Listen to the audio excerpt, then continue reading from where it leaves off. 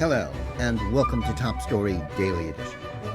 I'm JNS Editor-in-Chief, Jonathan Tober. Thanks for joining me for a discussion on the most pressing issues in the Jewish world.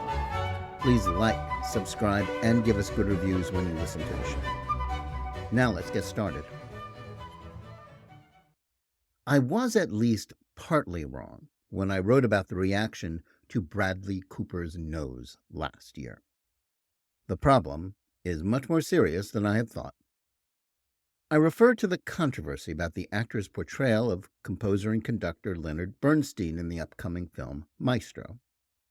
When production photos were first released in 2022, it prompted criticism over both the prosthetic nose worn by Cooper, who directed the film, and his decision to cast himself, and not a Jewish actor, in the title role. He was therefore allegedly guilty of Jew-face. There have been other dust-ups about non-Jews being cast as Jews, but the release this month of a trailer for Maestro, which will come out in theaters in November and then be available on Netflix, has reignited the arguments and amplified them. Netflix co-produced the film with Steven Spielberg's Amblin Entertainment and others. Initially, I dismissed complaints about the film as nonsensical and argued that the impulse to talk about Jew-face stems from a Jewish desire to get in on the victim action in an era when being an aggrieved minority brings with it great social capital. I still believe it is a huge mistake to argue that only Jews can portray Jewish characters. It is unfair to actors, and the entire effort illustrates the way identity politics and obsession about race are transforming the entertainment industry into a theater of the absurd.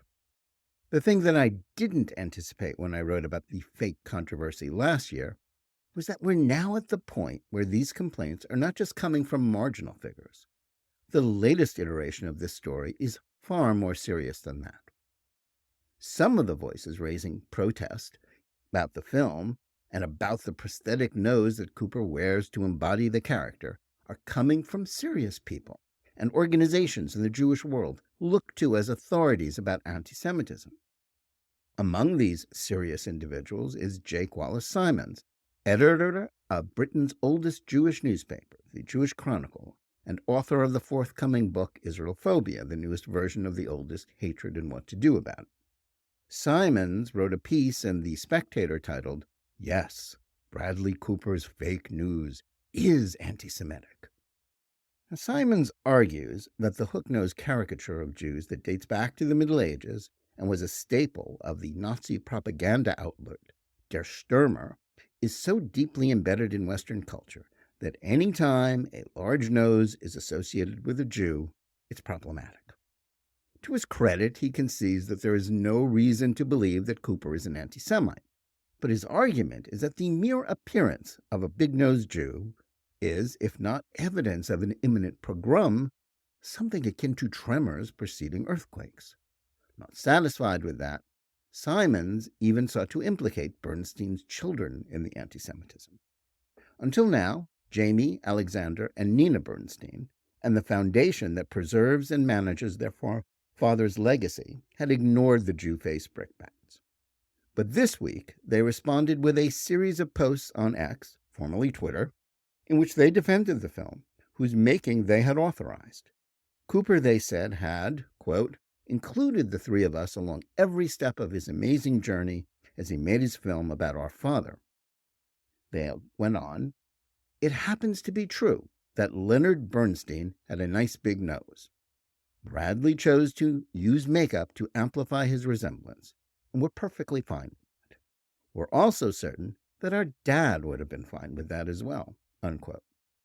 They described the attacks on the film and the anti-Semitism charges as, quote, disingenuous attempts to bring down a successful person down a notch, a practice we observed perpetrated all too often on our own father, unquote. Simons, who was having none of it, accused the Bernstein children of merely engaging in an attempt to cover up their own negligence and trying to save the film from being derailed by controversy.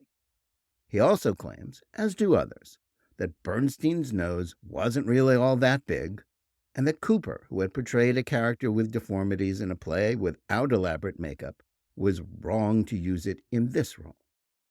Among others who also railed against the film was the Stop Antisemitism organization, which called Cooper's nose makeup sickening and played the Jew face card, saying it was sad that the Jewish film star Jake Gyllenhaal hadn't been cast in the role instead of Cooper.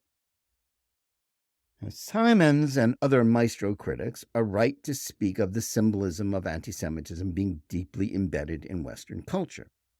But neglecting to consider each accusation of antisemitism in context not only risks injustice, such as implying that Cooper is guilty of encouraging hatred of Jews, but also debases the coinage and the use of the term antisemitism.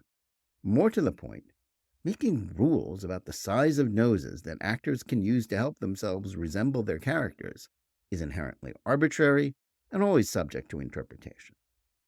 Contrary to Simon's claims, not every big nose sighted on a stage or movie screen is an anti-Semitic slur, and not every anti-Semitic slur is about noses. There are clear and obvious cases where big noses on Jews are intended as more than a caricature and to conjure stereotypes of evil, money-grubbing villains. We don't have to go back to the Nazis to find them either. They are a staple of anti-Semitic attacks on Israel that are commonplace in the Arab and Muslim world, as well as on the intersectional left. Many examples of this can be found, for example, in the cartoons of Eli Valley, an American Jew who is a bitter enemy of the Jewish state and uses Der Stürmer-style images to bolster his disgraceful cause. Some leftist Jews, like the anti-Zionist columnist Peter Beinart, claim that Valley's big-nosed Jewish images are a justified use of artistic license to portray the sins of the Jewish state and its American supporters. Sensible persons don't merely reject that specious reasoning, but understand that the cause that Valley and Beinart seek to advance not only aims to deprive Jews of their rights, but also to render them defenseless in the face of the genocidal aims of Israel's anti-Zionist foes. Now, any caricature, for example, of Israeli Prime Minister Benjamin Netanyahu, an Israeli soldier, or a stereotypical Orthodox Jew, that is employed as part of an argument to besmirch Israel and the Jews, must be assumed to have an anti-Semitic intent. The same can be said of such imagery when it is applied to other Jews in the context of political controversies, even those like George Soros. A leftist billionaire deserves criticism for his efforts that arguably do more harm to the United States and the world than any other living person. But those arguments should never be framed or drawn in a way that makes it about his Jewish origins. Those examples have nothing to do with a movie about the man who wrote West Side Story and was one of the great conductors of the 20th century, and via television became America's musical educator-in-chief. He was also a great supporter of Israel. When the film was announced, it was assumed that any controversy associated with it would concern its portrayal of Bernstein's affairs with men while married to his wife, Felice, his disastrous dabbling in political activism, which Tom Wolfe immortalized in an essay about the dinner party Bernstein threw for the Black Panthers domestic terrorist group, was also ripe for comment.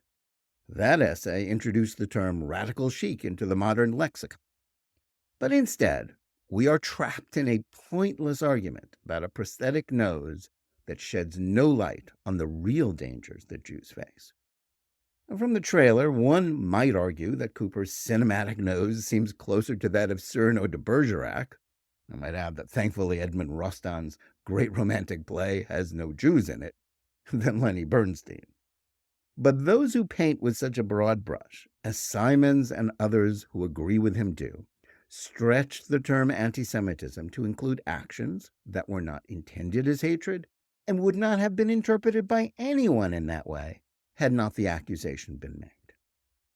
Ours is a time of rising global anti-Semitism and mainstreaming Jew hatred by anti-Zionists and activists of fashionable leftist toxic ideas, such as critical race theory and intersectionality, that brand Jews and Israel as white oppressors.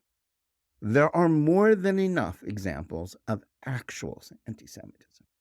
No one needs to invent.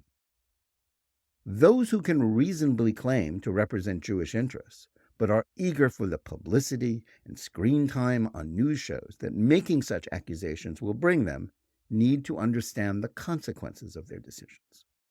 Why should people believe them when they speak out against real anti-Semitism if the general public is more liable to be exposed to the subject by coverage of fake controversies like the one about Cooper's nose?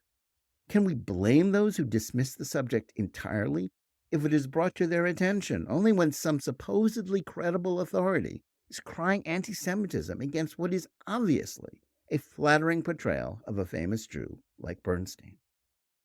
At this point, the debate about Jew-face and the Bernstein movie has crossed over from routine slow news cycle foolishness to something that is actually dangerous.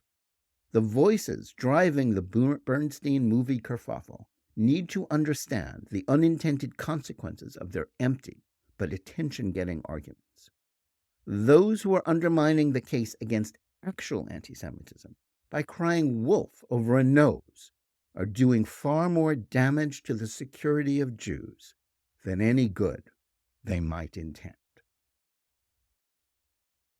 Thanks for listening.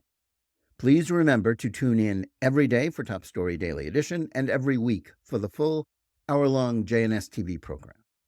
Whether you're listening to us on Apple, Google Play, Spotify, or any of the other podcast platforms, or on the JNS YouTube channel, please like and or subscribe to Top Story.